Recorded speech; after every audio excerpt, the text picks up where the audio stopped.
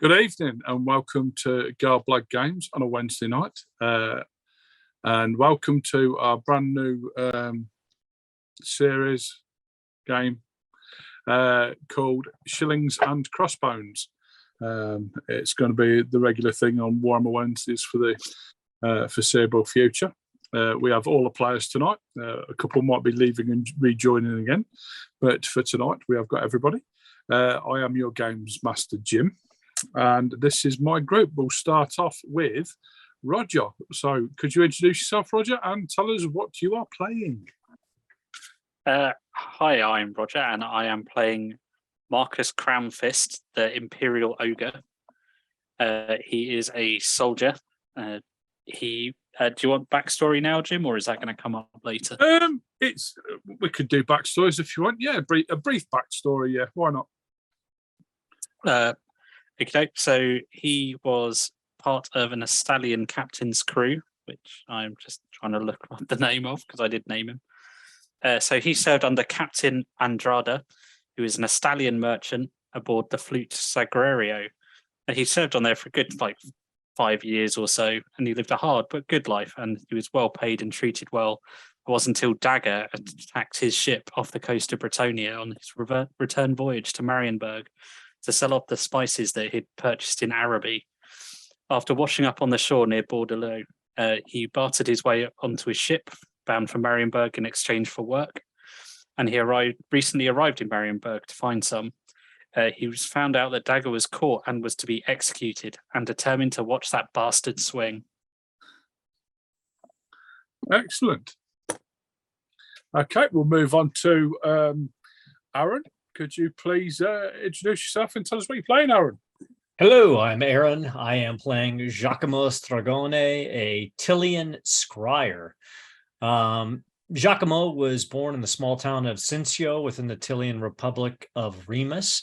And as he got closer to his teen years, the villagers started looking at him and warding against the evil eye because he could see things that weren't there and he knew things he shouldn't know. So his father got to be a little concerned. It's a relatively small village. So he took him to the capital city of Remus to speak with a wizard. The wizard did say that he was definitely trainable. However, it was going to cost, and it was going to cost more money than his father and his father's father and his father's father had probably made their entire life. So Giacomo and his father left.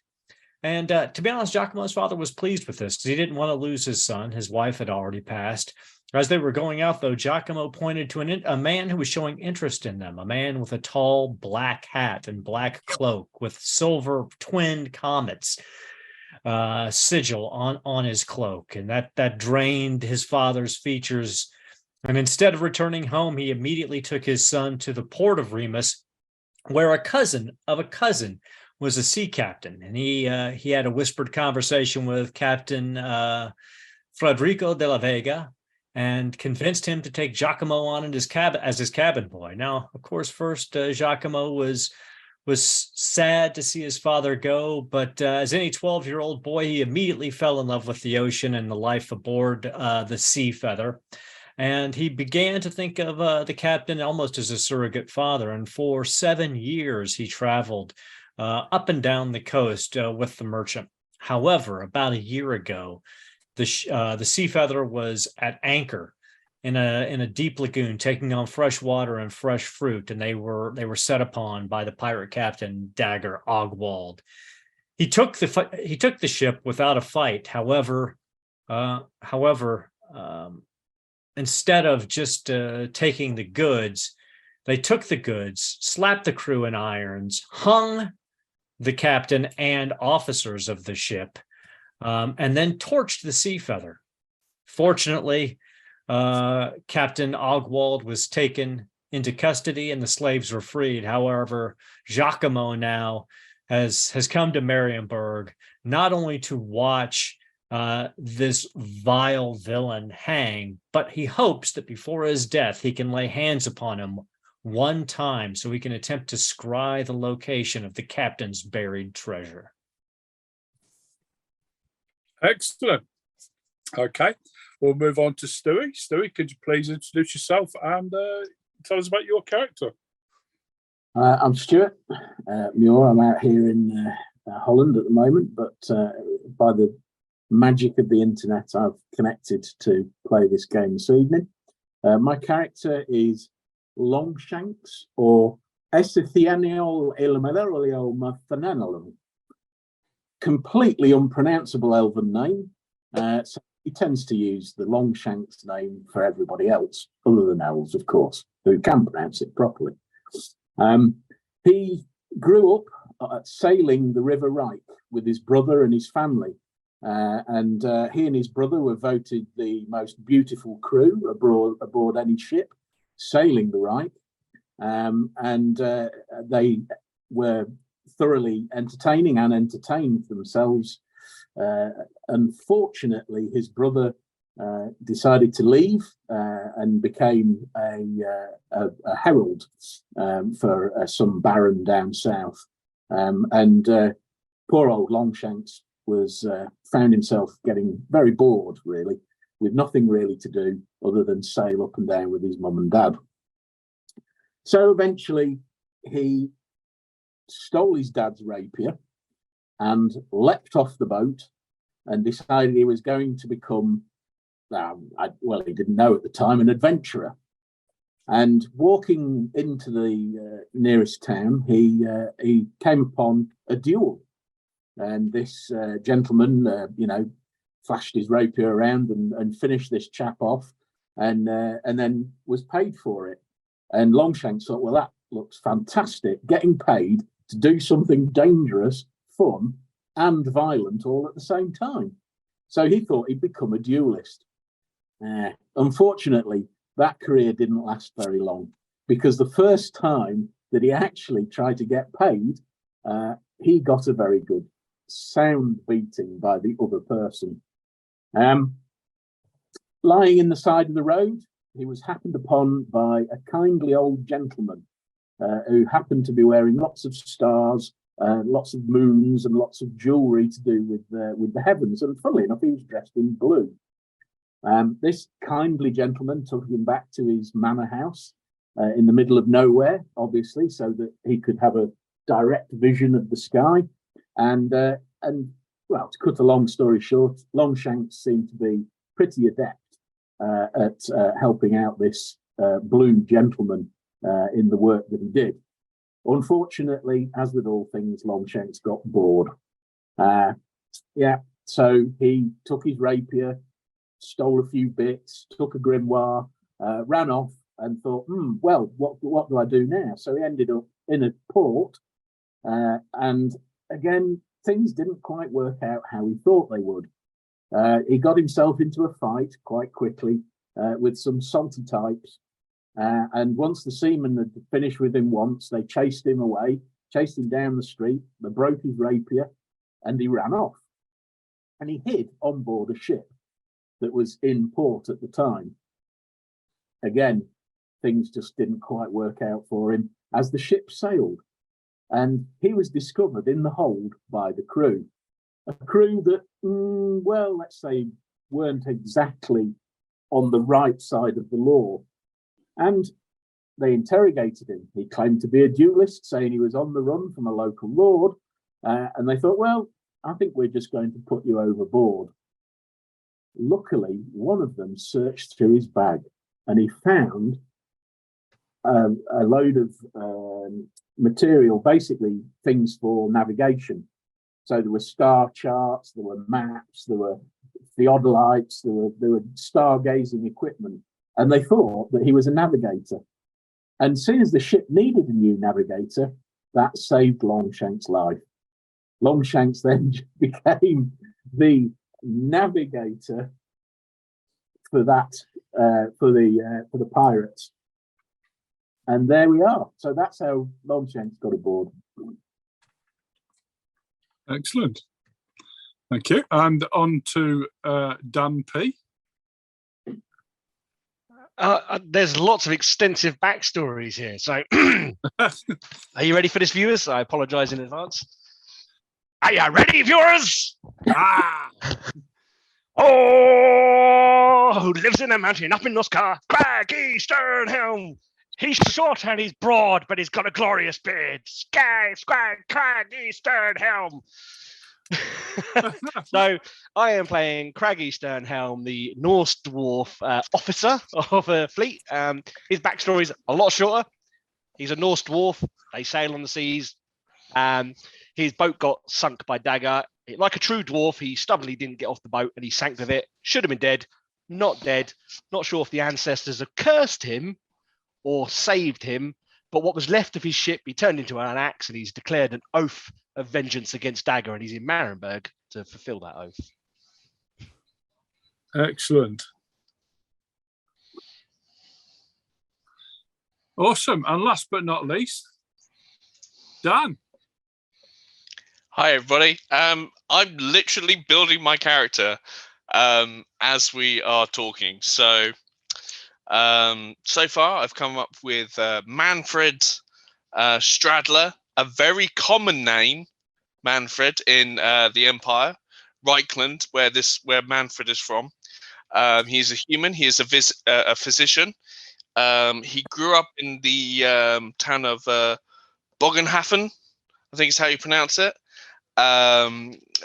Basically, it's run by guilds. His family were priests of Moor and predominant members of the Mourners Guild of Bogenhafen. So he grew up around dead bodies, a lot of dead bodies, and had a certain fascination with them, which is why he then went to, he didn't want to be a priest though. He didn't want to be a priest of Moor, couldn't really keep his vows, but he did want to, help people. So he decided to go to Altdorf and begin his career as a physician and learn his skills. But guild fees are really expensive, especially for a young physician's apprentice, So he received a letter from a friend who had made a career at sea. So the money was all right. It was enough to pay the guild fees, and it was solid work. So Manfred went to sea.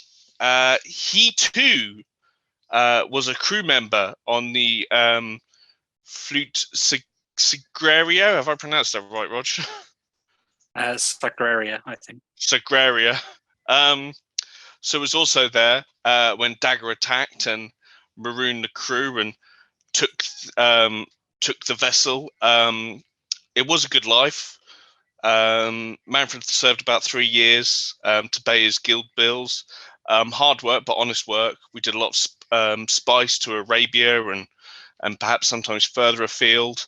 But we were marooned and then had to kind of find our way back. So we are off together to go and ensure that this Dagger is well and truly dead. And if I have to ensure that he's dead, as a physician, so be it. Okay. So I think that's everybody. So we shall begin our story. Yeah. Okay. So the story begins in a packed market square, and the drums are rolling, and a old man, but a well-set man,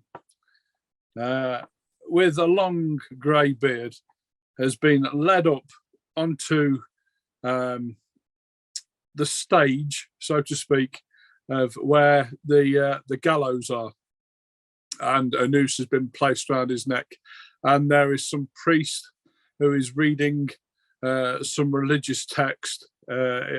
Priest of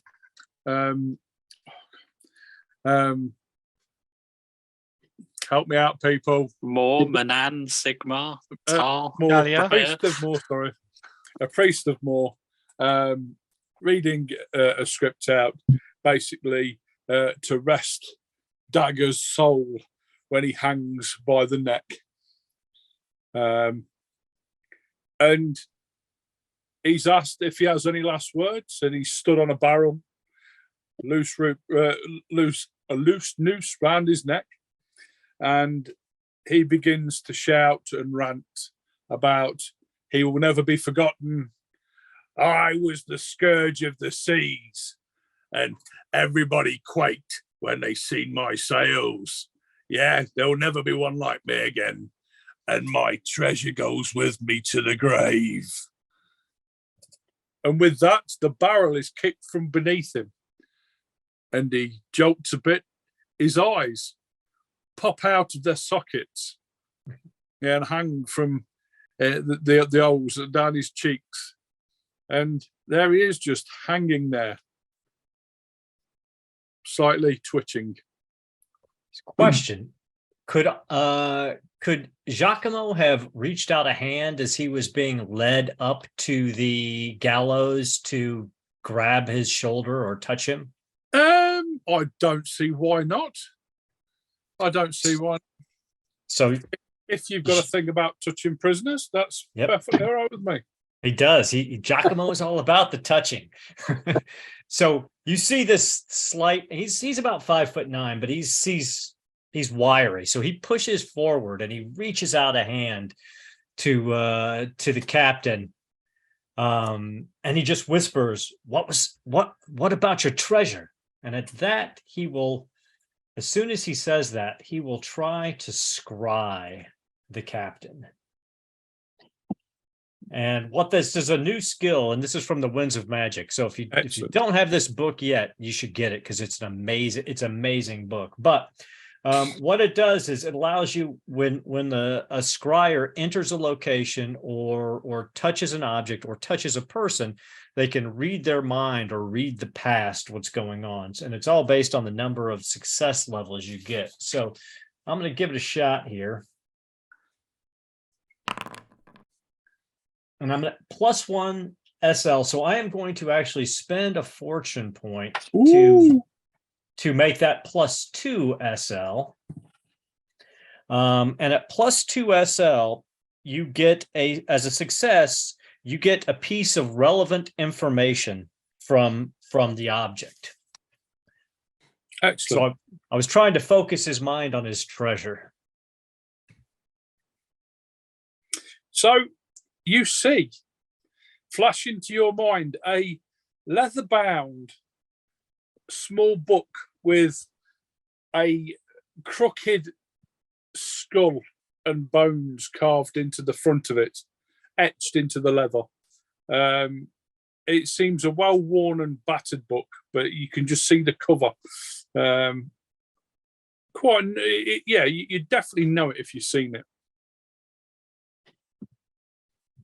Did I ever see it while I was on when I was on his ship? He'd be looking and writing in it at times. Almost like his diary.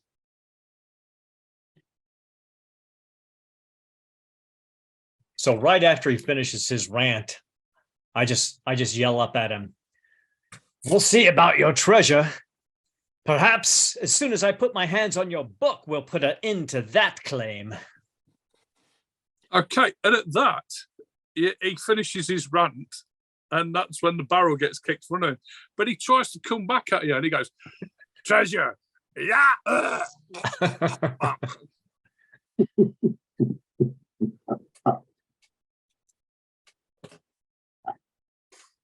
Serves you right. Jim, so am I right that his ship doesn't have a captain at the moment then? Possibly, it might not do, but it's where it would be, and if there was militia there. As you are standing there, you're all sort of stood around, and you notice that there's quite a tall elf with ginger red hair, is it? Or what colour's your hair? Yeah. And the dwarf and everything. And you see this Tillian-looking gentleman grab hold and shout out. And there's quite a well-dressed man stood quite near to you all. And he approaches Mr. Stragoni. He goes, Excuse me, my good man. You mentioned something about treasure, and it is quite loud, and the four of you can overhear what he's saying to the Tillian. He said, I may happen to know where the old dog's treasure is, yes, but I need myself a group that we can go and find it. Would you be interested? My dear friend, I appreciate the offer, and absolutely anything that can help me assert my vendetta against this dog who has died, I would be glad to accept. Well, to be perfectly fair, I know nothing about the chap. He apparently was a swarthy old dog, as they say. But no, I happen, well, a friend of mine owed me money, and he told me that this would repay that debt. Now, I've let him off a fee of 100 gold coins, so it better be worth more than that. But I have a good feeling about this. I'm normally a lucky lad, and my father has always, said that I was born of luck. Jim, We do need, I do, and he starts to cry. He goes, how about you? Are you an elf? And he of course. Can you not, even with the missing ear? I mean, this chap, we would need a crew, wouldn't we? Well, do you know, my sir. Do you know anything about ships? I have sailed for 6 years, and I have some minor skills in navigation and the like, but we would need a much more experienced crew if this is what we would to do. And how about you, my big friend? Would you be interested in a bodyguard role? I could pay well. I like gold. Indeed. I hope there's lots of grub. Yeah, yes. He does like gold. I will tell you this, my new friend. The navigator there, the elf, he was on the captain's ship with me, a slave himself, captured when his ship was sank, much like mine. But he was not on the captain's ship for as long as I was. Who is this? This elf gentleman. I was never introduced to him, but I saw him on the ship. Oh, okay. That'd be good then. So you've been on a ship before? Yes, of course. Yes. Yeah. Well, I mean, where we're going to go, I can find it for you. I have to say that I've never been on the seas myself, but I could turn my hand to anything. I was a school captain at most things. Yes, running, jumping, anything. I'm quite athletic. Yeah, I can literally turn my hand around. I would say I'm one of the most talented young people in the old world. I'm going to stroke my hair while I'm listening to him. Forgive me my impertinence, sir, but I did not catch your name. Sorry, Johann von Kirstander. You hear that, Manfred? I'll say, looking down at Dan's character. He's got gold. Perhaps fortune is shining upon us, my friend. About time. Is this your friend? Yeah. It looks like there's 5 of us now. We've got ourselves a crew. I've got rooms booked. I've got rooms at a local inn and tavern, and I'm pretty sure that I can find a boat that we can use. Well, then, my friend, lead on. There is a 6th gentleman. I use the term loosely. Standing there, would he be interested? At this moment in time, the Dowie has not been looking at any of you. He's looking at Dagger hanging and swinging because he's upset because he was there to kill him. And the posh boy comes over and he sort of stands in between you and Dagger, but to one side, and he's just like a bit of a tennis umpire as he looks at you, and then Dagger, and then Can I help you, Ungi? Tell me, are you a swarthy dog? I'm no animal. Do you have the salt in your blood? No, I've got blood in my blood. You idiot. Yo ho ho and a bottle of rum. Ah, you're a wannabe sailor. I'm not. No. I was a captain. And I was here to take my vengeance on Dagger. Well, I have money, and I have the means of finding where Dagger's treasure is. Wait, Yeah? Dagger's treasure, you see? Yes. I have his diary, and he pulls out this little beaten book that you recognise, Mr. Stragon. That is what I saw in his mind. That is the way to his treasure. With that book, we can find what he stole. The vendetta will be complete. Well, if I can't take my price from the swinging man. So I've got really sore throat tonight, guys. I'm trying my accent, but it's not working.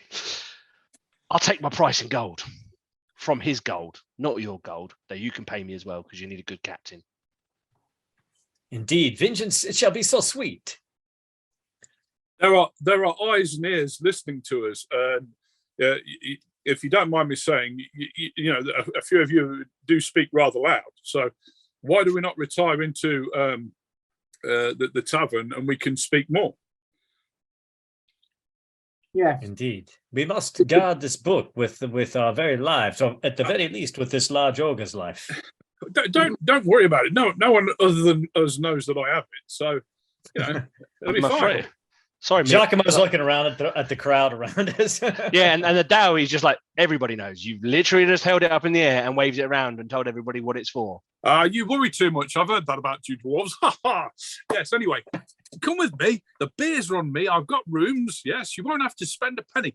And then we can plan our next move on a boat or a ship or one of those, what do they call them? Clippers, flutes or something like that. We can get one of those and it'll be fantastic. You're a wazard, but if you're peeing, I'm drinking. Absolutely. And it's their grub. And he leads the way to a tavern that is on the front, the dock front, and it is called the Black Shilling. Okay. Now, the Black Shilling, for those of you that sail, is a mark of disrespect and a mark that you've been marked for death. Okay. So it is a bit of a dark sort of name to call a tavern, but it does have a meaning. And he leads you in, and there's the sounds of harpsichords and out of tune singing. Who lives in? Who lives in a mountain? Yeah, that's it. Next to the sea. Yeah, and it's a busy old tavern, and he leads you through, and there is an empty table, and he sort of, you know, pulls up a chair. Come, sit. Fritz, my man, could you bring us some jugs of ale over? Yes, please. Yes, and food. And some food, please. Do you have any of that broth or ham? Do you like ham, my friend? Yeah, I'll have a ham. Yeah. How about a good seafood stew? And that. Okay. Yeah. Okay. Yeah, a chowder. Yes. Have you got a stew? A stew of fish, perhaps. Yeah. Potatoes. I don't know. No, but we don't put potatoes in with the fish. It sort of ruins the taste. Yeah, nice fish chowder. Yeah, I'll sort that out for you. Just don't break your teeth on the mussel shells. Yeah. Do you have any gin? Do we have any what? Gin. We've got rum. Yeah, I suppose it'll have to do. I'll have rum. Okay, yeah, I'll bring the bottle on your tab. Yeah, yes, on my tab. Yes. What about a nice Bretonian cheese? Bretonian what cheese? Yeah. We've got cheese. but it's from down the road. Yeah, I'll have cheese as well. Okay. Okay. Yes, that sort of hard stuff that comes in a big wheel. Would you like some salad? Yeah, sort of stretch, maybe. Why not? Okay. How about you? And he looks around at the dwarf. What would you like? Any dietary needs? Ale, and more ale. Okay. So there's a few jugs of ale brought over. There's a bottle of rum, and there's lots of food. And he says, "Well, so tell me a bit about yourselves. Have you sailed together before?" Not. I've sailed sometime with Giacomo. Sorry, is that how you say it? That is Giacomo, my friend, Mr. Longshanks. Giacomo. Yes, I do apologize. Don't explain yourself to the point here, Giacomo. He's probably got a name that nobody on this continent could pronounce. Yeah. There's a Fenello, Marathonello. See, told you. You make a very good point, my dowie friend. Yeah, I'll just call him it's easier Skinny. for the lesser races to just use Longshank. Indeed, I have sailed with Mr. Longshanks in the past for a time. I can certainly get you where you need to go. So that's the important thing, surely.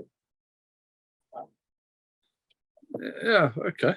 So this is the first. So my leadership skills have pulled you all together into this. This is good. Yeah. And perhaps I could take a look at this journal, see if I can decipher some of the information from it. Well, no, it will stay safely with me. I know where we need to go first, but first we need to get a ship or a boat or something. My word is good and my money is good as well, and I'll make sure that you want for naught. You are very kind, sir. All of a sudden, you all get coated now. Oh, you call this sea snake piss ale? I said ale, barman. Marcus doesn't even notice this. He literally picked up an entire ham and is just stuffing it down his face. The barman comes over and pours more ale into the jugs. Now he's like scolding. I want proper ale, not this bullshit you're trying to sell us, sir. Now, strong stuff, under the counter stuff. He's paying. We have some Mootland murder. Oh, I'll take it. Do it. I'll take it. Get it for me now. I don't drink none of this rubbish. Okay. Are you okay? Yes, yeah, whatever. It sounds fun, Mootland murder. Yes, let's get some. Yes. So he brings this small keg over, and it's black, and it's just got a white skull on the front of it, and it reads Mootland murder. And he sort of holds it over your tankard, and there's a little tap on the small keg, and he pours some into your tankard and fills your tankard up. Excellent. He's going to drink it. Excellent. Would you care to roll me? I am going to use what's the point to give me a success point? Fortune. Fortune. Yeah, I'm going to use one of my fortune points to just make that a success. Thank you. Okay, excellent. Okay. That's what. Better barman. So you feel like it has took a little bit of skin off the back of your throat, and it sort of made you gasp just a tiny little bit. That's the sign of a good ale. You know, when you're in the seas. Yeah.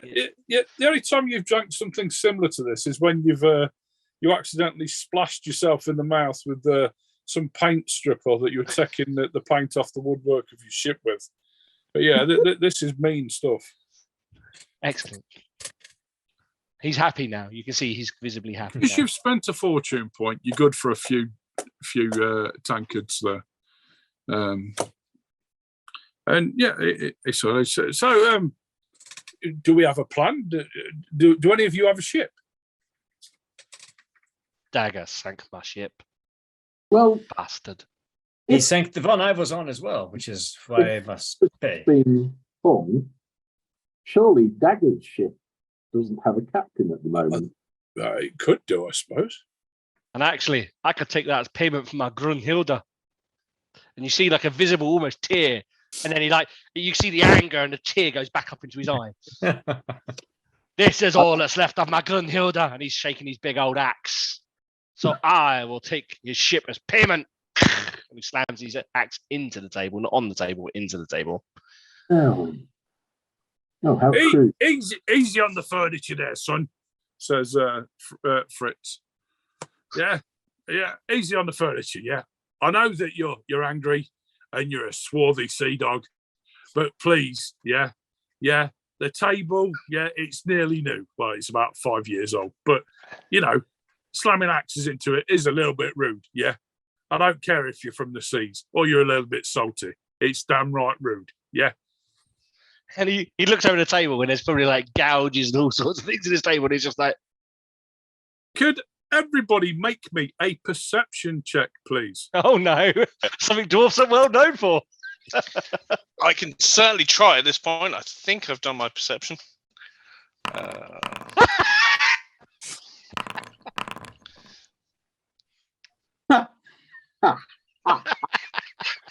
I will spend my last Hey! I will spend my last fortune point of the night to make that a success. Excellent. So, just to get things straight, Roger failed. Stu failed badly with his elven I'm self. busy looking at the dwarf cry. Okay. Didn't cry. A gentle tear came out and it got sucked back up. Get back up in there. Manfred made it like a true hero, and Giacomo made it with a fortune point. Okay, something weird, and you can't put your finger on it in the actual bar itself. There's just something really weird, and then suddenly it hits you. You see a pig, and it's running around, and then you look over, and then there's another one, and you look around, and you count about 6 pigs running around the tavern in between people. Barkeep, what's with the pigs? And the bucket. Oh, no. Well, that's just made my day. And he throws his rag onto the table and he storms behind the bar. And you notice that since you've been looking, there's about another 3 or 4 pigs come through the door. Marcus, would these pigs not be a fine meal for you? Well, they're a bit undercooked for me. But I thought the Doggers like their food raw as well as cooked. And then there's a few more. Where I'm And from, now we're there's a about bit more 20 civilised. pigs in the tavern itself, and people are starting to sort of having to move out of the way as these pigs are sort of moving all around. And some of them do smell quite nasty. With your keen sense of smell, Longshanks, you are definitely getting the worst of this. Oh, I'm going to stand on the table. I think Skinny's afraid of pigs. Yeah, I'm going to dust myself down like this. and oh dear. Can I pick up a pig? Yeah, Kush can, yeah. I'm going to pick up a pig and put it next to the elf. There you go. You Right, can have your own one. I shall leap onto the next table with my athletics. Okay. So, yeah, there's lots and lots of pigs around, and they're just running amok. Craggy hasn't even moved an inch. I'm sort of grabbed onto the edge of another table and dragged myself across. Then from the doorway comes a loud noise.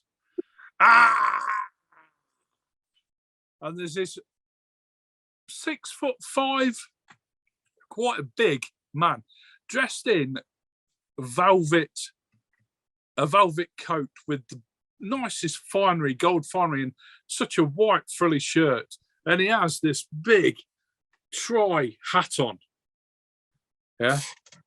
And he has a big beard. And he looks round and he cups your table and he starts walking over.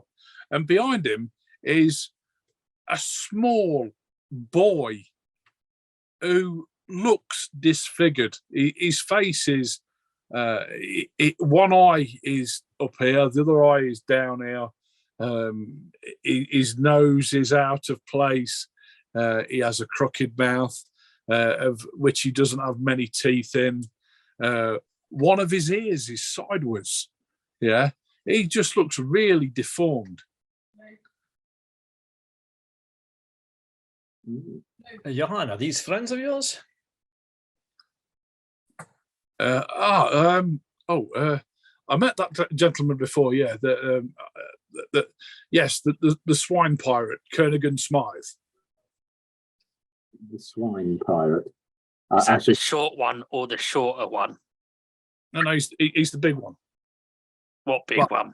Medium one to you, sir. The short one. Yeah, the hairy one. Oh, right. The one with the short one then. Gotcha.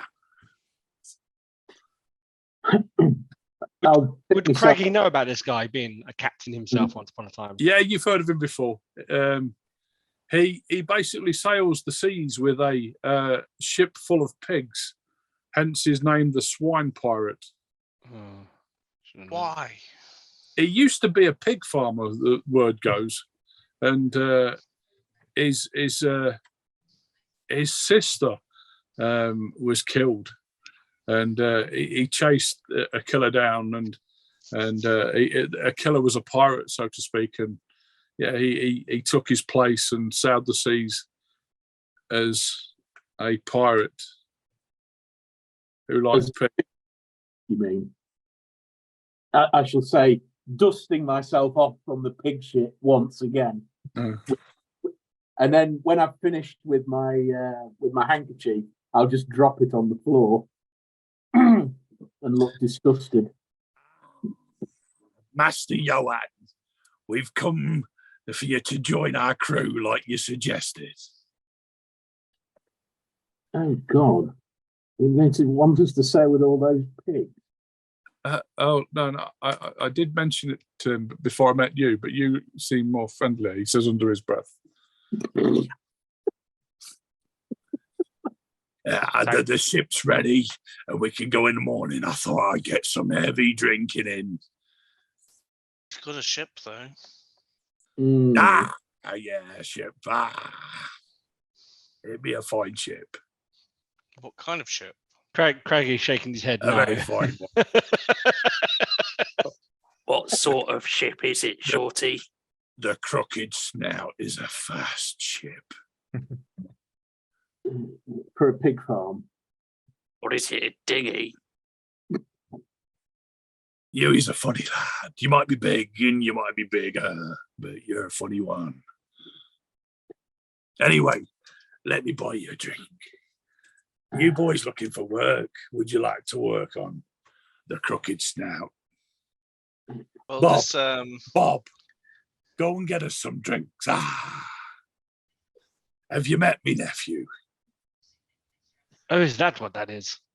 Yeah, Salty Bob, his name is.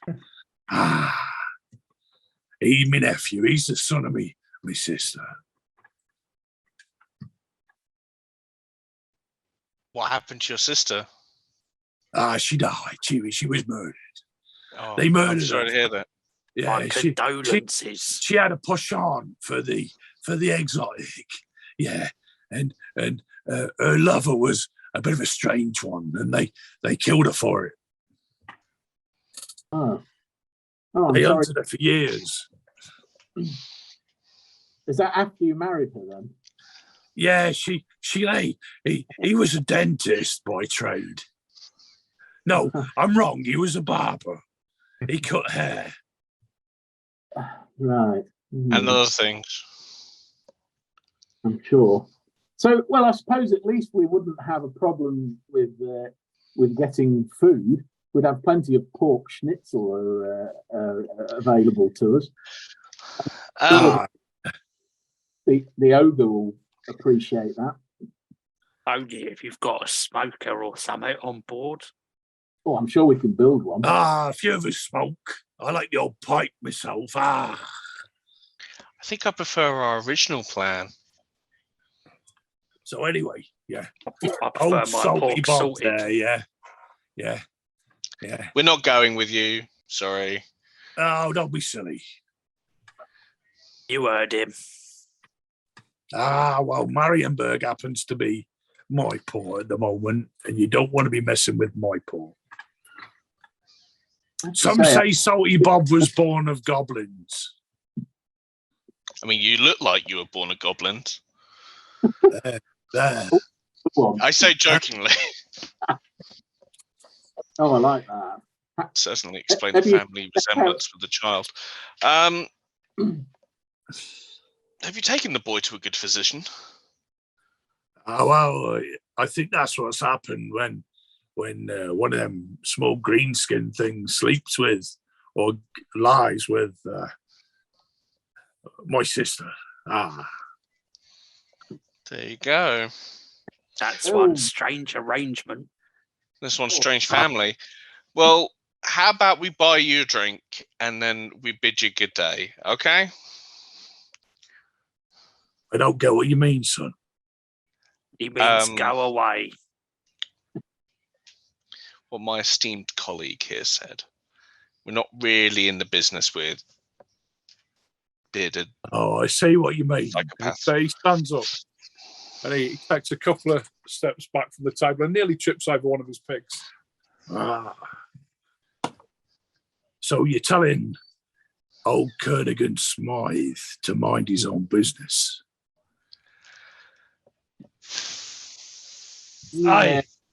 Yes. That's what he said. Now bugger off, you pig farmer. I'm with the dwarf. Now that's as strange as a human and a goblin. This day's getting stranger and stranger. Look here, ogre. I'm a Norse dwarf. We had nothing to do with the War of Vengeance. There's a difference. Well, does make for strange bedfellows. I've got to learn a bit. What's the difference between North Dwarves and South Dwarves? Norse. Sorry, I thought you said North. Well, I guess it is North as well at the same time. So let me get this straight. Oh, you're still here? Old Kernigan to mind his own business. We have now said twice. Okay. No, I'm not asking you to mind your own business. Of a well-oiled tap, he spins round, pulls one of his pistols from his belt, and shoots a chap who's just walked into the tavern straight through his head. And then he turns back to your table and just goes, At this point, Craiggie's standing up, axe in hand. Oh, you may have a gun, but you just fired your one shot. Maybe I've got another one. And he pulls another good pistol out. The physician is going to stand behind the guys with swords. Are you sure you want to do this? I'm just going to keep eating. I'll come back in the morning. Yeah. With old Salty Bob. Yeah. Look, I don't want to leave Salty Bob without someone to look after him. So don't come back to this bar or I'll embed my axe in your face. His dad was good with a pair of scissors. You want to see what he can do with a pair? I can clearly see what he did with one pair. I don't need to see what he did with another pair. Take this as a kindly and professional courtesy. Don't come back to this bar. I don't think he's as good a doctor as you are. I'll say, looking down at what's his name, Manfred. No, says Manfred, looking rather worriedly at the gentleman who's been shot in the head. Like I say, I'll be back in the morning. And if you think you're getting out of old Marienburg without Kernigan Smythe's permission. You'll be very wrong. We need to rip his arms off. Oh, well, mate, he's starting to annoy me. You don't want to annoy me, Umgi. Leave. And he backs off out the door, and Salty Bob leaves with him. And as Salty Bob leaves, yeah, and he goes, and you notice the pigs start following and leaving one by one. I'm going to pick one up. Okay. I'm going to see if there's if the gentleman with the bullet wound to the head is still alive. I mean, it's unlikely. It might have grazed his forehead. He's rolling around holding the side of his head. It's basically took the side of it's put a channel down the side of his head here, but yeah, he's not done nothing. I will sit him down and do what I can for him, given the circumstances. Okay. He shot me in the head. Yes. That one's a little unhinged. Indeed. Let me sew this chap up and clean this wound and I've been shot bandage by him this before his humours get up. That seemed entirely unnecessary. I'm going to go over and hand the pig to the barman and go, I think he owes you this in payment. I don't like. I don't really want a pet. It's food. Yeah, I thought you could cook yeah, it. I see what you. Yeah, yeah. Make some good quality bacon out of these flanks here. Well, I thought after he messed your bar up, it's only right. I could sell it and get more seafood. Yeah, or that. I'll hand it over and then just go sit back down and continue eating. The entire time, Giacomo has just been sitting back in his chair. He turns to look at Johan. He's like, "Is this pirate captain someone you are doing business with?" Well, so I have to be truthful and say that you weren't the first people I spoke to. But I have to say, he made me feel a little bit uncomfortable, and the smell of pigs droppings it didn't sit well with me. Well, that is very reasonable. I think perhaps we should do our best to avoid him. How many others did you tell of your treasure diary? Oh no, I don't think there's anybody else. I think we can we try an intuition roll to see if he's lying to us? I ask this because I'm a dwarf and I have. Yeah, go for it. Go for it. What would that be? Perception or? No, it's intuition. There's a skill called intuition. There's a skill called intuition. Yeah, I mean the Dowie doesn't know. He doesn't really care. Oh, marginal success. Didn't even hear the conversation.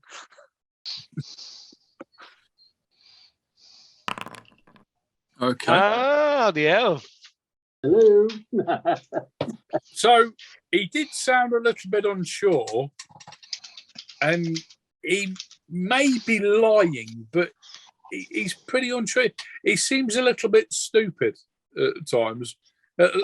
He doesn't seem to have much common sense. That was obvious.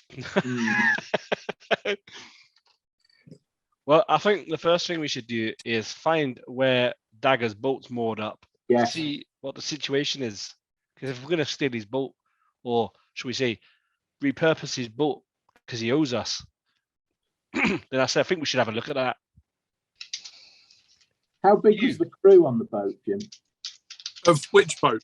How many crewed the boat or needed to crew the boat? How big was it? Oh, crikey. Now you're asking. Let me just have a quick look. You'd probably crew it with what you've got here plus a couple more. Right. So quite a small boat. Yeah, it is. It would be a small boat that you get hold of. Right. In that case, lead on. Lead on, Craggy. Oh, hang on a minute. This kind of mission takes stealth, and I'm a Dowie. We don't do stealth. It's run, charge, hit, and maybe I can tell you what to do when you sail in a boat. But that's about it. Surely you'd be good at it. You are quite small. Size has nothing to do with it, Ogre. Yes. To be stealthy requires elfy skills. And he points at the elf. Ah, you've got to be skinny. I gotcha. Aye, look at me. I'm as round as I am tall. Just because I'm an elf doesn't mean I can sneak. All elves are sneaky. Everybody knows that. That's true. That is what everyone knows. See? It's true. You don't trust anything that skinny. Fair enough. Well, who would like to join me? Oh, we'll all join you, but what we'll do, we stay back, and then you go have a look. And then if you get into trouble, we might come and rescue you. You might come and help me if you can be bothered. Aye. You know. Right. Don't okay. worry, I'm not one of those Dowie that thinks the only good elf's a dead elf. You're in the North. We didn't get involved in the War of Vengeance. Okie dokie. You're still sneaky bastards, don't trust well, you. this looks like fun. And the rumor on the ship was that you are quite a competent duelist. Yes. I am very good looking, aren't I? And then I shall sort of mince out the cabin, trying to look hard, basically. I look at the ogre and go, 2 silver says he's dead before he gets anywhere near the boat. I don't know. What? If he stands sideways on, they won't see him. So what's our course here, gentlemen? I'm gonna go steal a boat. Gold and food. Sorry, Yeah. repurpose the boat. From the crazy pig man? No. Go to Daggers. Yeah, we're gonna steal Oh, Dagger's right. boat. See, I mean, we Dagger- take Daggers. I like Dagger the owes me, sound of but that. He owes us. Right. Good He luck. took Indeed, our he owes us boat, we'll each. take his. And we need to make sure that our good friend Johan here gets on the boat with us, with the book. Because without the book, we get no gold. Hmm. Yes, that is a very good point. Let's go have a look.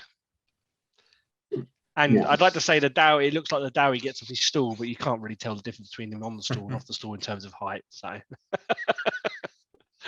but he plods off towards the door, heavy set, as a dwarf would be. And Giacomo drapes his arm across Johan's shoulder and starts to guide him out of the bar to make sure that he stays very close to the man. Not trusting him to stay focused on the plan. Hmm.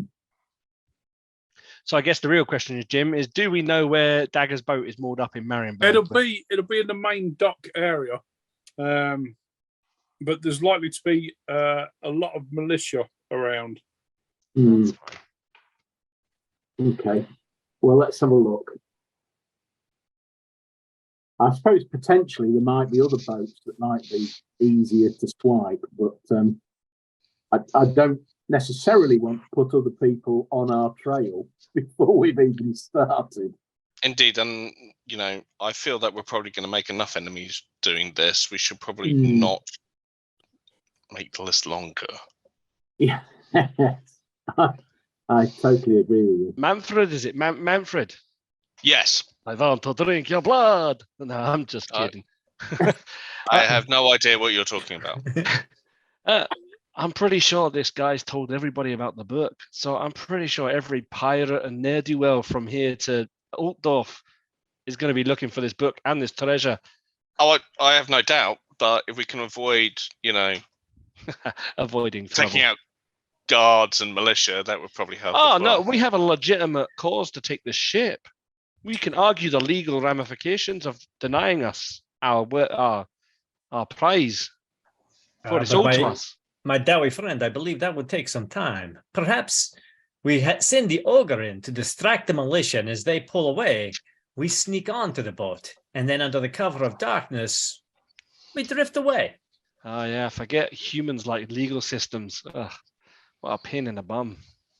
If this was Dowie, we'd just take it because it's ours. Legal systems are the height of civilization.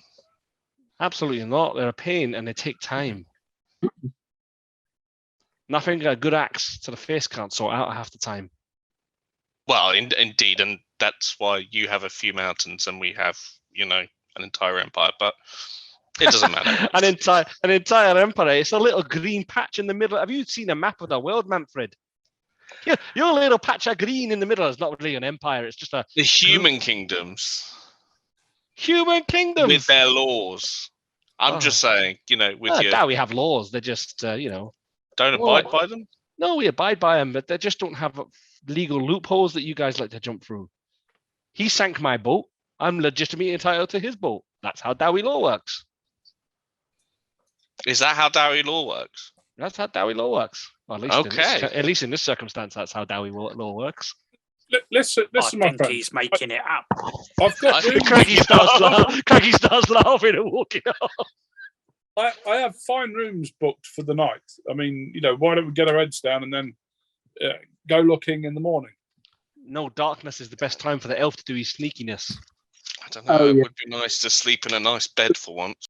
Cover of dark. But my dear friend, I think if we stay here this evening, we are likely to find ourselves without the book or without Johann by the morning. Didn't that pig fella say he was coming back in the morning? Exactly. Personally, I think we should stay in another tavern with Johann. I'm sure that you could deal with anybody, Master Ogre. I will do when I see gold. That is a valid point. Other than paying for our drinks and our food and our lodgings, which I'll admit is a lot, we're not seeing no contract for the work we're doing. Well, you get the boat sorted and you'll see your money start to appear.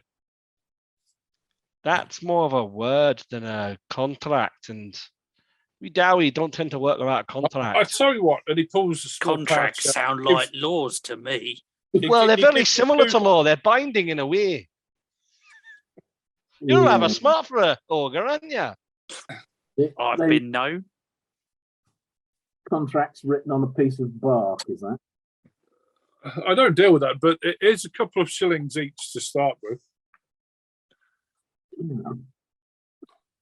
All I know is this man has the opportunity to allow me to complete my vendetta, and for that is all I look. Yep, I have an oath of vengeance that he's fulfilling, and I can't take the man's life because it's already been taken. So I got to take something of his. So, are we going to look for a boat in the morning, or are we going now? I think we should go now. I think we should just, have a quick look to see if Dagger's boat's there and how well guarded it is. Yes.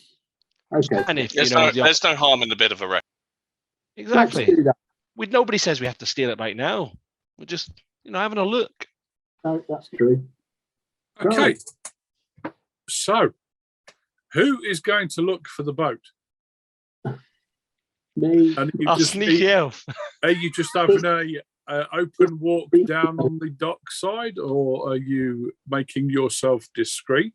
Or I think the elf might be discreet. The rest of us are just taking a walk in there. In fact, if anything, we're providing a distraction because it's not every day you see an ogre walking through the street. Yes. A well-dressed ogre. I look discreet. I think I'm just going to look like I'm taking a walk on the dock. Okay. Okay, so you walk down the dock, and there's a few ships anchored there,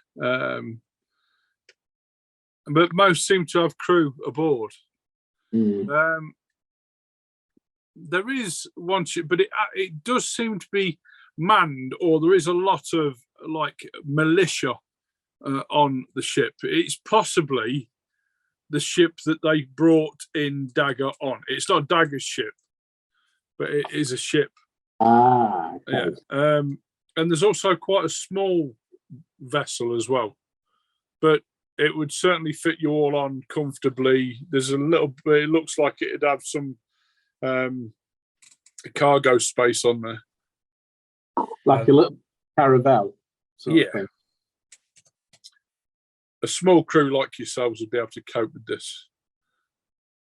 That perhaps seems like the ship for us. Yeah. That's not Dagger's ship. Can't take that. That's not here, though, is it? by the looks No. of it. So maybe we might go and find his ship somewhere. Well, the likelihood is if he's got captured, if it's not here, it's been sunk. But Yeah. perhaps we could contract with whoever owns this ship for them to sail us where we are going, and they get a percentage of the treasure. Oh, calm down Yeah. there. Let's not hand out too many percentages. There's already 6 of us involved. All right, let's just keep. Well, down. we could share it out by height. Absolutely not. I like the sound of that.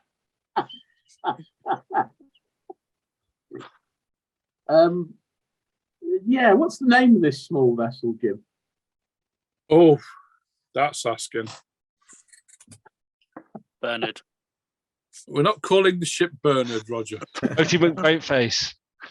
Um, And just for that, I'm ripping Dan's arms off. it's called the Battered Clam. What's it called? Battered clam. Clam. Ah, Right. That's a terrible name for a ship. Yeah. Sounds like it's from Albion. Not captained by a pirate furlough, is it? Sorry, the battered trout. The battered trout. That's even worse. I take it back. I want the bad clam. At least it's not the battered eel. The battered trout. Right, okay. Well, perhaps we find who is the captain of this ship and see if we can make an arrangement. Hmm. Good idea. I'll call on board, Jim. So again? Ho there. Ho there. Anybody aboard? Who are you? I'm Longshanks, an associate of Johann von Huntsman or something or other. A topless gentleman with striped pantaloons comes out onto the aboard on the deck of the ship, and he's holding quite a large blunderbuss. Are you the captain of this vessel? Oh, might be. I Um, might just be paid to look after it. Well, we would require to charter this vessel if it's available.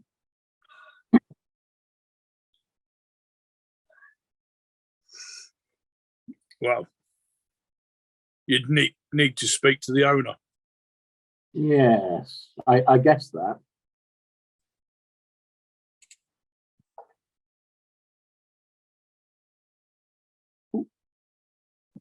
What sort of money we're talking about? Sorry, guys. Well, the gentleman here next to me is the man with all the money, and I'll point at whoever happens to be standing next to me at the time. How much do you think it is to charter a boat these days?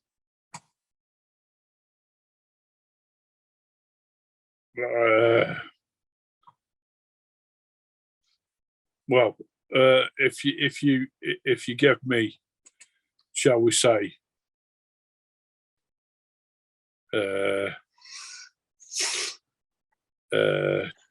10 gold coins, I'd happily walk away. Oh, I see. Right. Ah, okay. Right. We'll bear that in mind. Are you going to be here tomorrow evening? Yeah. I've been asked to stay with the boat for a while until he returns. He's gone to Middenheim. Oh, right. Okay. Well, in that case, we shall return tomorrow evening to pay this fee. Okay. Fine. One quick question, my friend. Who is the owner who has gone off to Middenheim? His name is Carl Hungendon. Would you say, and when did he leave for Middenheim? Oh, 2 weeks ago. That's a long road.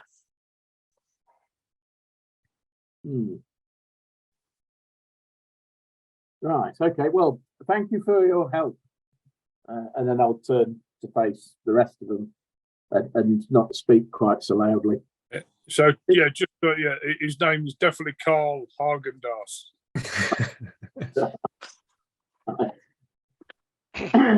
The ice cream seller.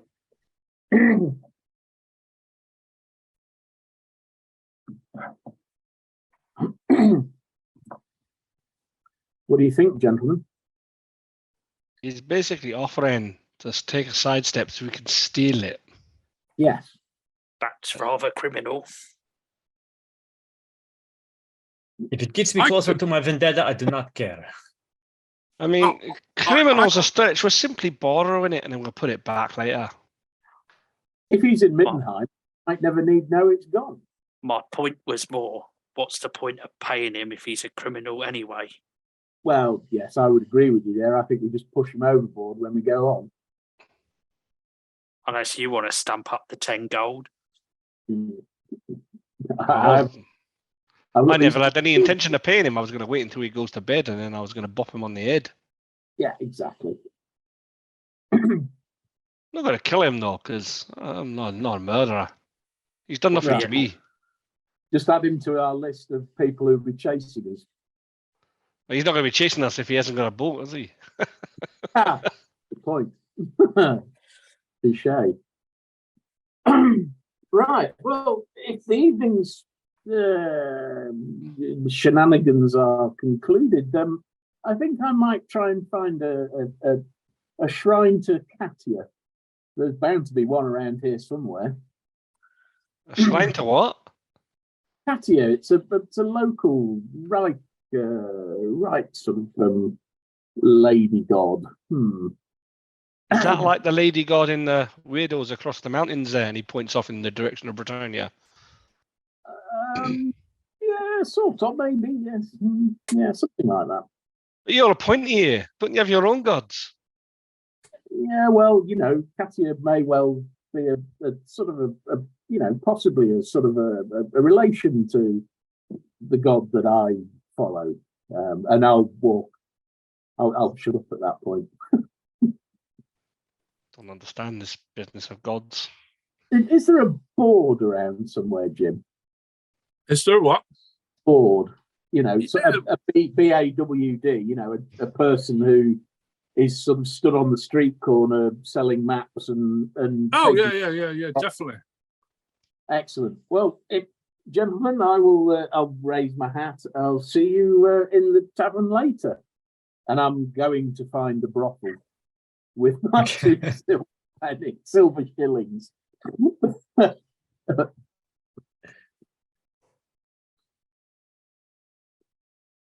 Yeah. Are we staying in the Black Shilling tonight, or are we staying elsewhere? I think we should stay somewhere else in case that weird bloke comes back. I agree. There's the Salty Dog. This is fine, I would say, as long as I am staying with you, my new friend Johan. Absolutely. I feel like we're best friends already. Indeed, I feel the same. Our connection is undeniable. All right, get a room. That is the plan, I believe, my dear friend. All right. Well, each their own. So, Giacomo and Longshanks, you have the most horrible feeling that something is going to go wrong very soon, and something's making you feel quite sick, or just start to worry about things. Just the back in your neck, the hair's a lot sort of standing on end. There's just something not right. The winds are blowing. The winds are blowing foul, my friends. There's something uncanny about the day. Perhaps we should actually make for the ship now and leave. I feel our venture may be off to an even rockier start if we did not grasp the moment. A cold breeze blows over all of you. How cold are we talking? deathly cold, Oh. and a mist has started to rise from the sea. Jim, So do I with the second sight, do I see I was what gonna- particular wind is blowing? Is the magic to the wind? It is a black wind. It is the magic of death, my friends. Dara comes for us. Yes, sorry, Stuart. no, I was going to ask the same. It's okay. So yeah. Uh, So this Take is it- just as you're about to leave for the tavern, Stu. So Yeah. you're still all together. Right. So I was turning to leave to find the brothel, and then things happened. Yeah. We would have to hope that the boat's provision then. We That- aren't going to get yeah. very far. Isn't very good. so you're saying we should go now and go into the mist, or wait for the mist to pass? I'm really confused at this point. You know what? Me too. Let's have a think, shall we? Missed. I'm going to look at Johan. Do you already have provisions for the journey? The mists are sort of mid-waste now.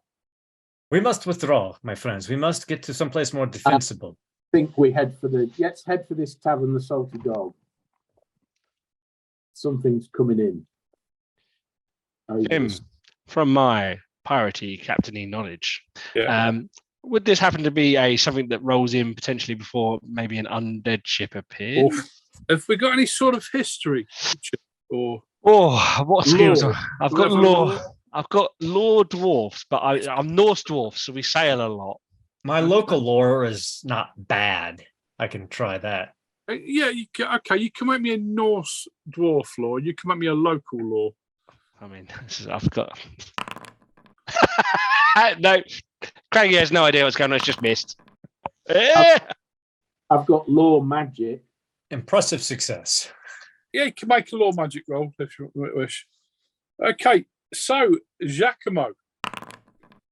It is said when the dead stalk the seas, a mist rises. You've not heard of many haunted vessels, so to speak.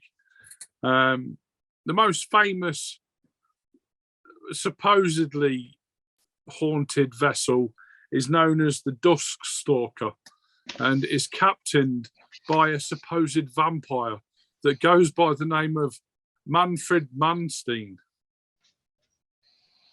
Oh, it's a Manfred. Oh no. I will say this, my friends.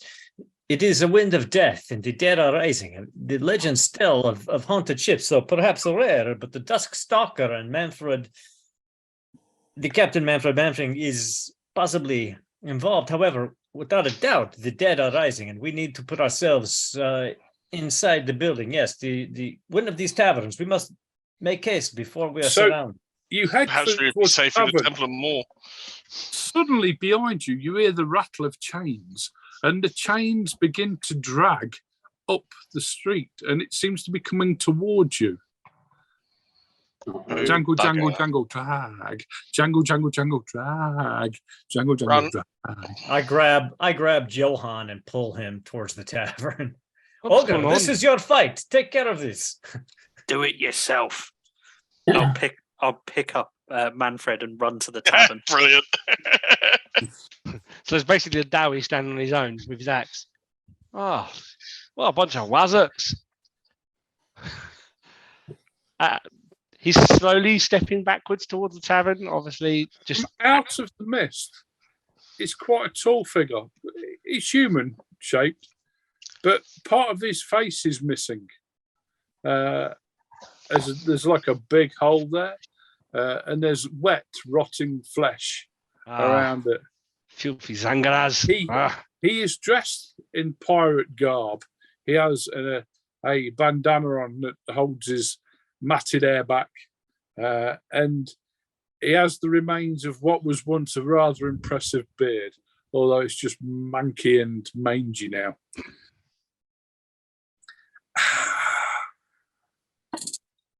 I come for Dagger's diary. Oh, that's in there, mate. He Yeah. points to the tavern that everyone just ran into. Give Keelhawk Klaus the diary. Sorry, who are you? I be Keelhawk Klaus. No, say that again for me. I can't. Your face is a bit fallen out there, mate. I'm going to rip your head off. And he starts staggering towards you. Oh, dear. And he has quite a nasty looking cutlass. I mean, yeah, sure. So is everybody in the tavern except for Craggy Sternham? I shall be in the doorway watching what Okay. he's doing. I'm Do in you the have tavern. the I'll get a drink. broken rapier at the ready, Longshanks? The rapier in hand. Yeah. Okay. So Well, when- those of you in the tavern, you notice that Longshanks is readying himself by the door with the remains of a rapier of some form. But Giacomo, he's not a particularly good fighter, but he's not going to let the Dowie fight alone. So he looks over at the ogre, spits on his foot, and then runs back out the door. I'm going to lamp him if he spits on my foot. I'm kind of assuming you've put me down at this point. Oh, yeah, you've been put down. If he spits on his foot, the ogre is going to lamp him. If he's quick enough. Okay. Make the rolls. What rolls? Are we spitting on the floor or are we spitting on Ogre's feet? He's spitting right on his foot. He was hired to be the bodyguard, so he's okay. I will I'll try to dodge that.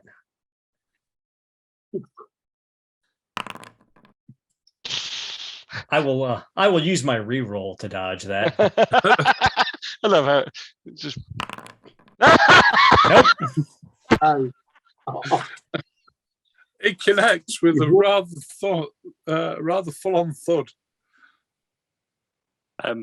Pow right in the kisser. cool. Uh, I'm going to start killing all our people. Excellent.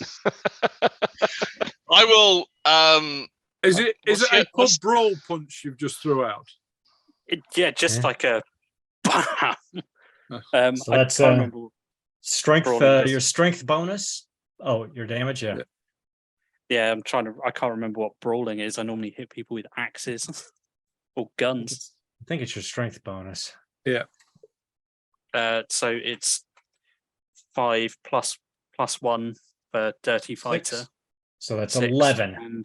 and another 5 for He's dead.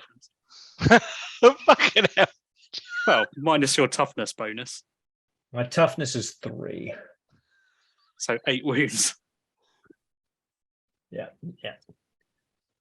He staggered, so he stabs the ogre. Whoa. Okay, so I'm going to step in. This is escalating way too quickly. Whoa! Johan says, "Okay, right. I'll pay for the fees, right? Right. We're all scared, yes, and yes, we all need to calm down. Yes, I have good money, and we're all seeking fortune. Yeah, I know that you've just come together, but please, yes, yeah, just calm down. I'll sort your wounds out with a professional. I'll sort his wounds out. It's fine. I can do that.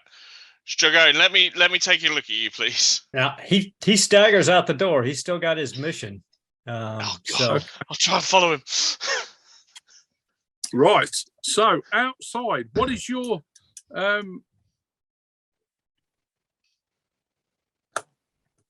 29 is my initiative. 29? I'm a dowie. You go Nice. first. I'm going to charge him. I'm going to charge him. Go Right, for it. For the dwarf gun.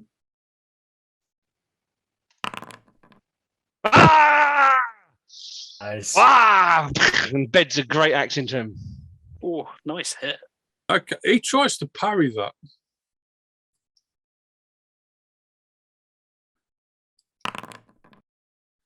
Ah! Yes. I'm here again. Welcome back, Jim. I'm glad to see you rolling. Yes. Okay. So he goes to parry it, but misses. He's a little bit slow.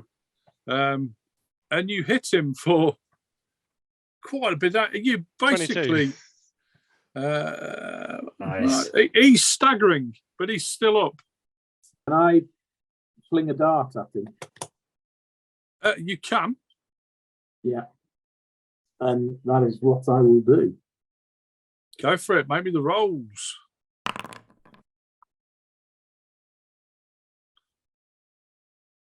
Okay.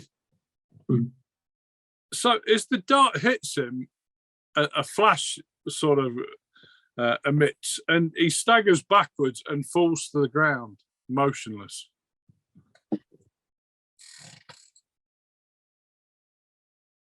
That still counts as mine, elf. I'm looking as if I didn't do anything.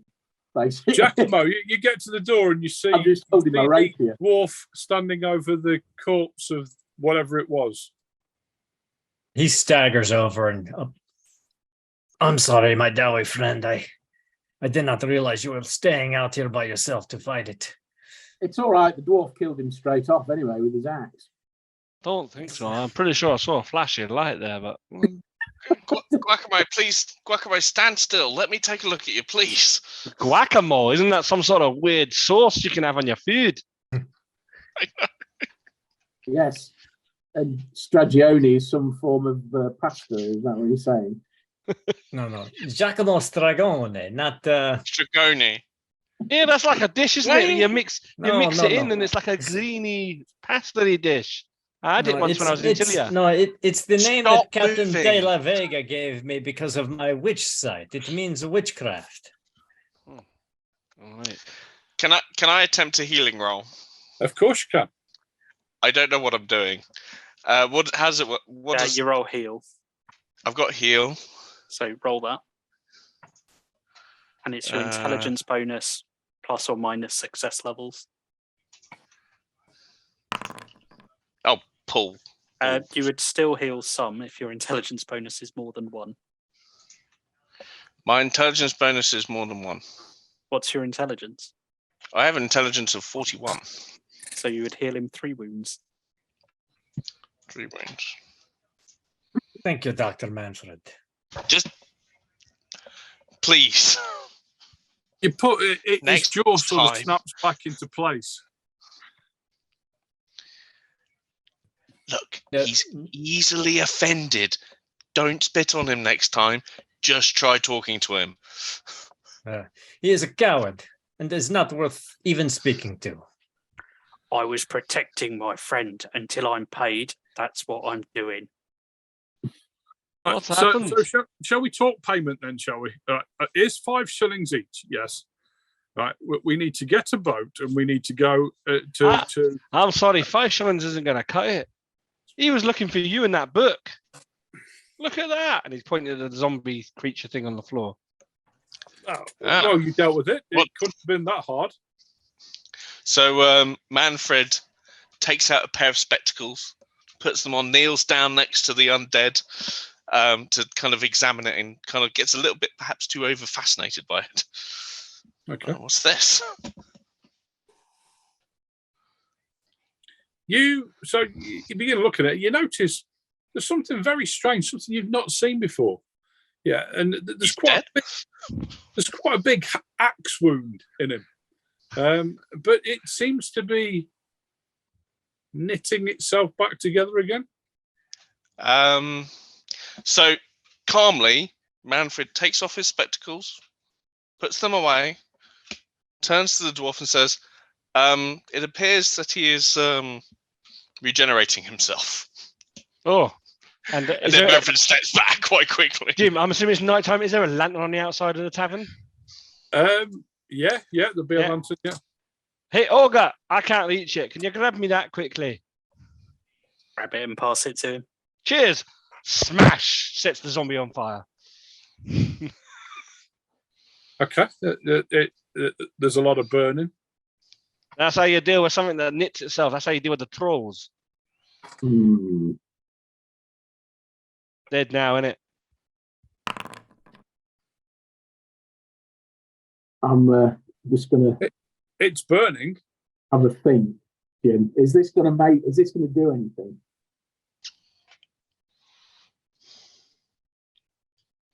What are you Oh. wanting to do, buddy? Actually, I rolled the wrong thing. That was supposed to be a law magic test. It's the same roll, but Yeah. Yeah. What are you looking for, bud? Well, will this fire stop it from regenerating or Possibly. But fire normally sorts most things out. Okay. Is his cutlass still the Keelhaul Klaus's cutlass still there? Yeah, it's there. Yeah. So he's going to Giacomo is just going to put his hand out and he's going to try to get a reading off the cutlass to get an idea of where Keelhaul Klaus was coming from in case there's more of his undead crew around. Okay.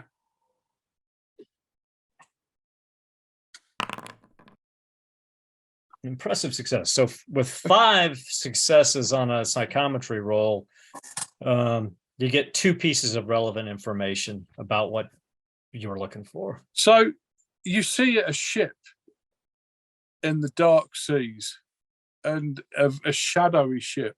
And on the side of it reads the Dusk Stalker. Yeah. And then you see side-on view of a very handsome man. Yeah. Very pale skin. And he just turns to you and says, well, hello. Giacomo goes, And then the image goes. all the blood drains out of Giacomo's face and he closes his eyes and averts his gaze and he looks down and he goes, my friends, he is simply an emissary from that very vampire I was speaking of, Manfred Manfring. The Duskstalker, his ship is out there somewhere in the night waiting for this one to return with the diary. I didn't think vampires were real. Well, maybe we should just sail in the daytime. I certainly don't. I think that old wives' tales, the same as those folk that say that there are bipedal rats who run around. Are you talking about Skaven? Yeah, that's what they're supposed to be called, yes. They're very real. Oh, of course they are. I've killed a few myself. Of course you have. Okay. And so are vampires as well. I mean, that's why I was laughing at your name earlier. Manfred's a very famous vampire. Manfred is a very common Reichland name. I don't think so. Well, my parents were priests. Well, at least one of them is a priestess of Moor. Well, okay. Maybe she Who thought it are was very funny. anti-undead. Maybe she thought it was funny. I would take all their child Manfred. Well, actually, Dwarf, I'm not saying anything, but I have to back up Manfred here because he does say that it's quite a common name. And we've only been together less than a night, and already we've met 2 Manfreds or spoke of 2. One of which is a vampire. Oh, that's my case. He's probably a young lad with a bit of white makeup on. No, my friend. I saw him through the sight, and through the sight, he saw me. This is no simple man, no simple creature. He is aware of us. What do you mean by the sight? Well, he does that weird wiggly magic stuff. No. Are you a wizard? I am no wizard, no witch, no wizard. Though I've been told that I have the gift, perhaps, but I can see the winds of magic, and I have the talent of, if I touch something or someone, or I'm in some place, I can know of it, of its past, of what is of importance to it. I remember when touching his Fascinating. cutlass, I saw the ship from which he came, and I saw this vampire staring back at me, and he saw me. What did you see when the ogre punched you in the face? I saw stars. There you go, ogre. You got stars in your future at some point. Okay, let's go. They're up Let's go there. into the tavern. Let's go to the Salty Dog. Yes. Let's work out some plan of action. Yes, I would then we can like set to it in take motion. another look at Stragone. He's gone quite pale. His humours are probably imbalanced. Thank you, Dr. Manfred. I am definitely not feeling as good as I was before I met this ogre. Have the clouds parted, Jim? Is the mist cleared? Yes. Right. And the burning stops, and there's just like a pool of hot water on the floor now where the body was. See, told you, fire, dealt with it. Very good. Oh, this fancy magic. You just ate it with an axe and then set it on fire. Yes. That's all you need, a dwarf with an axe. Yes. See? You're So not bad for a I point of was view. thinking, if we didn't get that chip, I could go and get one of that size, definitely. And then we would have our own ship. And then there'd be no quibbles. We wouldn't have to harm anybody or chuck them overboard or anything. So why did we not start with that plan? I don't know. You seem to know what you were doing. And, I was in the moment with you. I think it's because he said we've got to go get a ship. I think that's why we started with that plan. If you can afford to purchase a vessel of that size, then go buy one. I have to ask, if you can afford to buy a ship, why are you looking for treasure? I think this treasure is quite large. Indeed, the captain curses Sol and may more take him forever. His treasure, his buried treasure is great. The treasure is the friends we made along the way. No, I do not care for friendship. I just want my vendetta. That's evident. You spat on the ogre's boot and he punched you in the head. That's At least true. that's what right. he told me. I wasn't here, but Right. Okay. So, we don't have to like each other, but we're working together. So I will pay. What is it you're looking for? I mean, do you want part of this treasure, or do you want me to pay you? Or 1/6 for the treasure. That is all I 1/6 request. of- 1/6 of the treasure. Okay. So 1/6 for you and 1/6 for all of us. That's a fair contract. Yeah, I'm willing to go with that. Well, that was the easiest Okay. negotiation I've ever done. Okay. Okay. How many of you can read and write? I have some skill. I am well versed and educated. Oh, that's all right. You're a doctor bloke. All right, you can write the contract because I can't be bothered. I just want to drink some ale. So, Doctor Man, you write a contract. I'm not a doctor yet, but thank you. Yes, I will. I mean, you patched up a hole on him, so Doctor, we just let it whelp and then it heals up eventually. You can look and he shows you some really big scars he's got, and which you could tell from being a physician were not treated in any way, shape, or form. It's clearly quite a wide open, what would have been a quite open axe wound or something like that. It's like, see, look at that one. So, I bet you got some too in it's you. slightly quieter. There's hardly anybody in here. There's the hum of conversation, but that's about it. Probably about 10, maybe 15 people in here. Can I take another look at Stragano? I feel like every time I say the name, I've got to do it with an You accent. can, but you can't make another roll.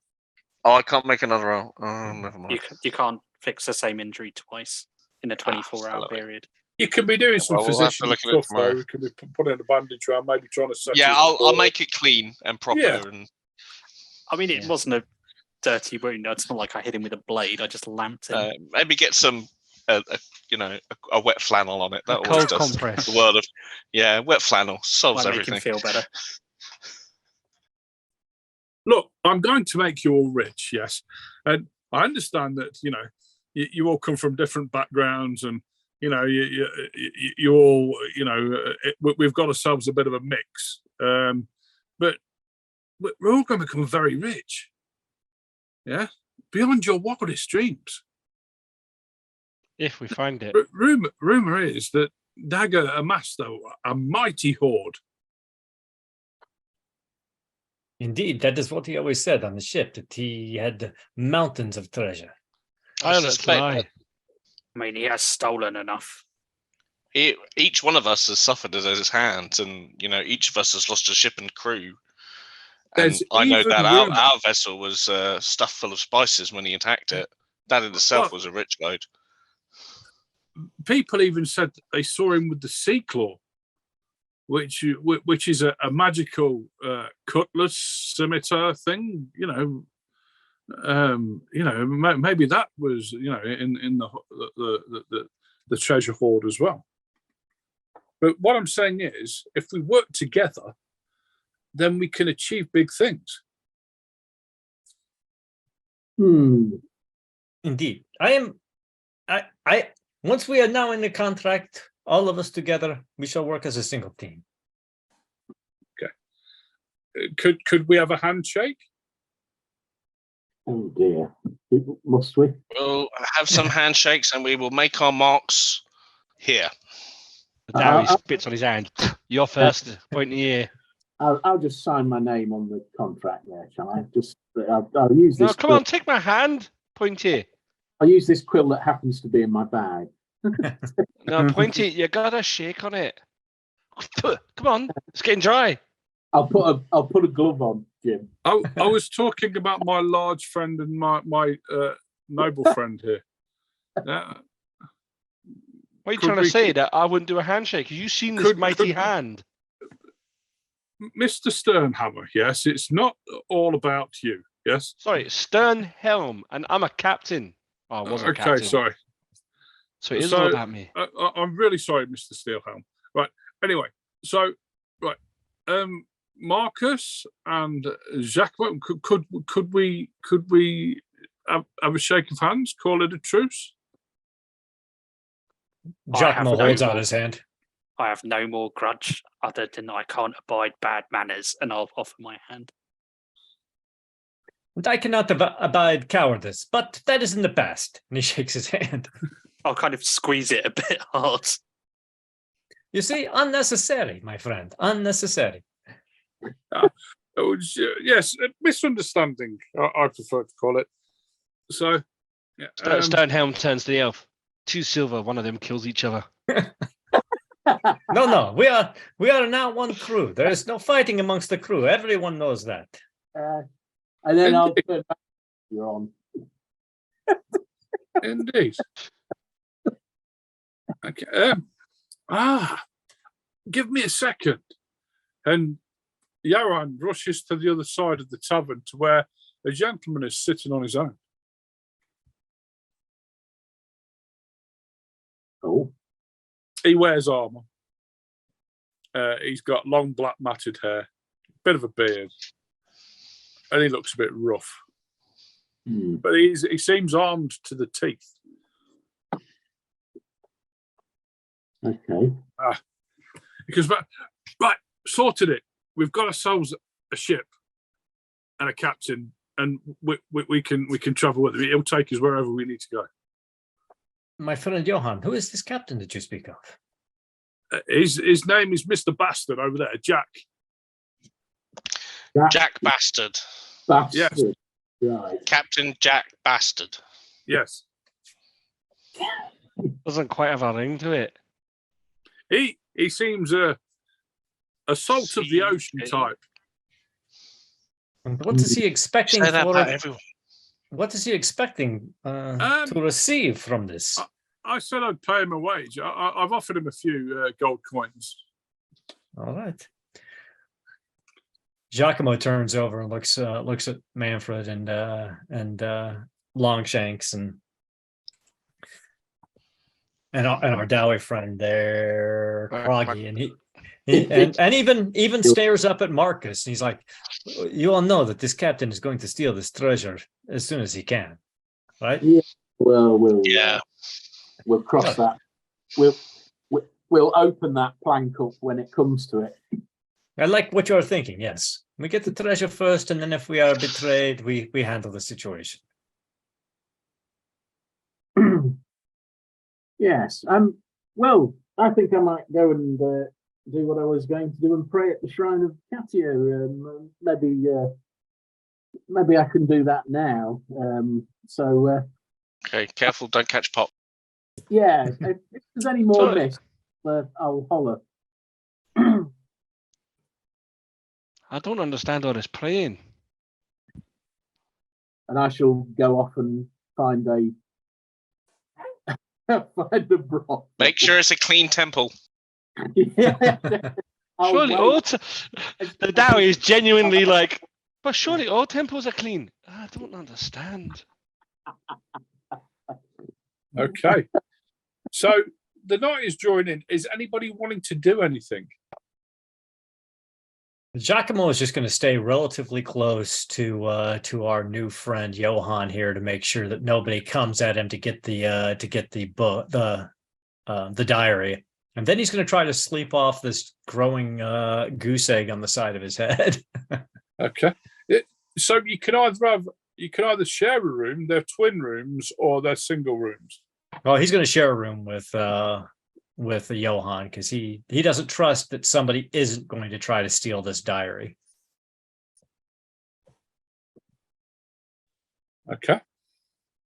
Either that or he's going to ask Craggy if he wants to share a room with Johan, since he's clearly a more a better combatant by far than Johan is. Craggy just shakes his head. I can't put up with that for more than 5 minutes. If you hear me yell, my friend, it is because we're in deep trouble. I know where to hold the cutlass, but I am not very good with it. Not nearly as good as you are with your axe. Stick him at the pointy end. I get that, yes, but they move so fast. And if we lose the diary, well, we lose everything. Doesn't matter if they move fast. I'm a Dowie. We don't move fast. Yes, I know. I'm just saying. Hit him really hard. Stab him. Indeed, I will do my best. But if you hear me yell, perhaps you may wish to come. Okay. Sure. Glug, glug, glug, glug, glug, glug. He starts down in another aisle. Is anybody you putting a watch out, or are you just going to bed and locking? Well, there's no sort of locks as such to the door. They all open inwards, and yeah. When Craggy does finally decide to stop drinking and go to bed, he's going to wedge his axe against the door. Okay. So it can't be opened. He's got a dagger, so he can stab someone if they do still manage to get in. I take it that nominally, I would probably be sharing the room with the dwarf because it makes it funnier. So when I come back from the brothel, I can't get into the room, and I'll fall asleep in the corridor outside. Okay. Yeah, we put on a watch. There you go. As you sleep, you are suddenly awoken at the sound of chains that sound like they are coming up the stairs. I mean, can they hear the chains over the extremely loud snoring of a dwarf? Banging on the door. So, in fact, yeah. Craggy, you can't hear anything. You're just snoring. Yeah. I was gonna say, yeah, same probably would apply. I'm not You can exactly. hear this almighty Ogres are known for their roaring awareness. from a sea creature, and there's chains being rattled up the stairs. Or elf on the landing, eh? Yeah, some big piece of furniture would And have just been casually placed in front of the ghostly door. voice drift up the landing and into the room. I come for the book. I seek the book. Give the book to me. Give me the book. Booky book, book, book. Give me the same book. voice as before, Jim. It's a bit more creepier and a little bit more. Right. Okay. Does anybody else hear the voice? Everybody apart from Craggy. Oh, do I hear it? With my initiative, yes, with my yeah, awareness of like 16. Yeah, you're awake. Craggy, you're awake as well. As you can hear, oh, booky, book, book, give me the book. Oh, I drank too much. I'll go and open the door. I'll kind of stand in front and open the door. Manfred's in his pajama, nightgown, hat, Okay, candles. As you open the door, what is your initiative? 16. Well, the ogres go first. Okay, what's your initiative, Ogre? 16. So before you can move, this massive ghostly holding the mouth cutlass. sort of swallows your head. Yeah, and you awake on your bed, dripping with sweat and the smell of fish. And the same happens to you as well, Manfred, and everybody else. You're sort of startled and awake. Yeah. And all that you notice is in your room Off the door. is a large puddle of water. First thing Craggy does is like kind of touch around his groin region to make sure it wasn't him. Yeah. You've definitely not distressed your trousers. That's all right.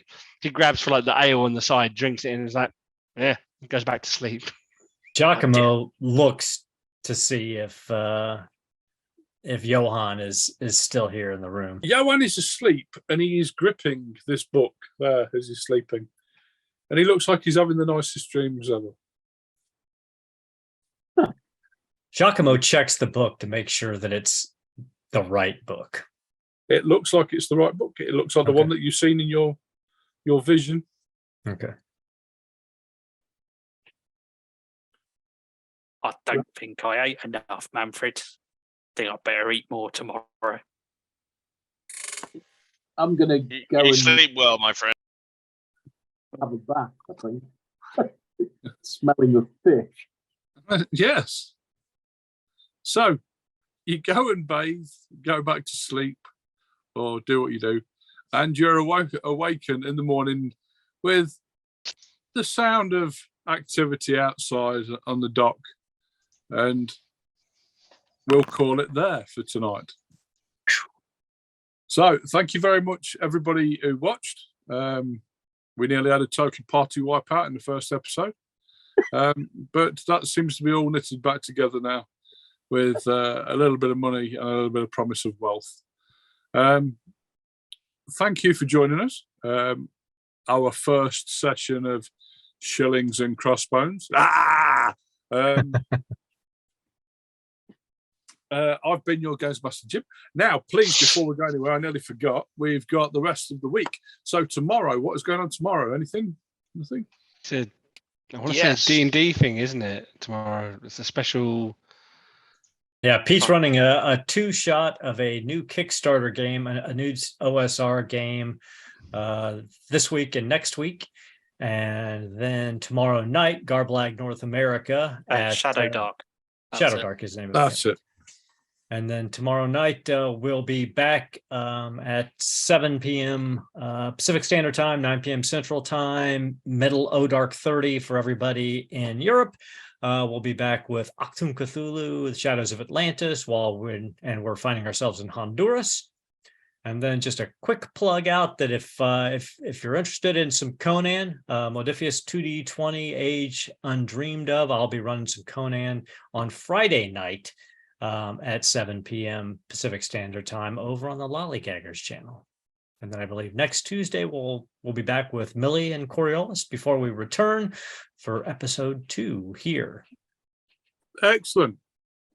So, thank you for joining us. I hope you enjoyed. A little bit of PvP, a little bit of ooh, a little bit of R, but everything's ironed out at the moment. And we voyage on next week with the smell of fish and the taste of salt and the breeze of the seas. We're no longer going to be travelling on the battered trout, but there is another ship that we've got hold of, captained by the famous pirate Jack Bastard. But we shall see you next Wednesday. Yes. Yeah, please join us. And I hope that your week goes swimmingly and the waves of the seas wash over you with plenty of salt and fishiness. Yeah.